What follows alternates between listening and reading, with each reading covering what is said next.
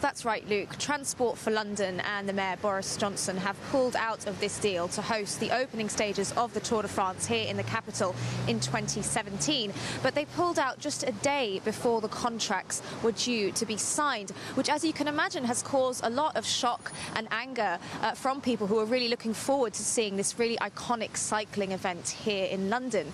Now, the Mayor says that he couldn't justify spending £35 million on this one-off event, as he calls it, and he would rather see that money being spent on long-term infrastructure projects which would make cycling in London safer. Take a very tough decision, obviously painful.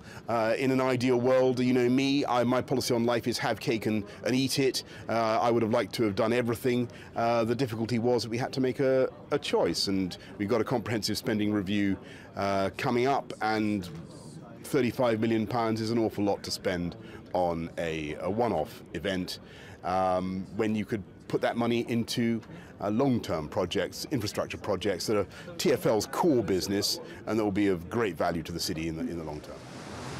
Boris Johnson there, who said it was really his decision to completely pull hosting the Tour de France here in the capital. Well, the Labour MP Sadiq Khan, who's also running for London Mayor, has said that this is a huge wasted opportunity to sell London to the world, you know, to bring in money and to really show off the city at this event. And we've also been out and about this afternoon speaking to some of you to find out your views.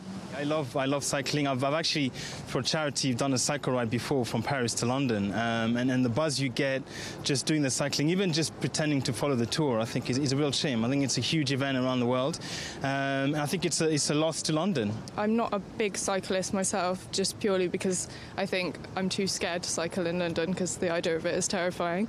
So fair enough to people who cycle. I know a lot of people do.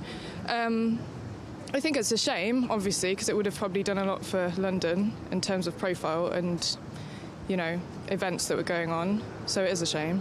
Obviously, it detracts from the kind of tourism and the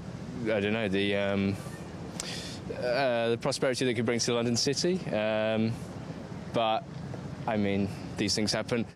Well, you may remember that the first two stages of last year's tour were held in Yorkshire, and the organisers there say that it attracted about 4 million spectators to the area and brought in £100 million of a boost to the economy. So people will be wondering why it has been cancelled here in the capital.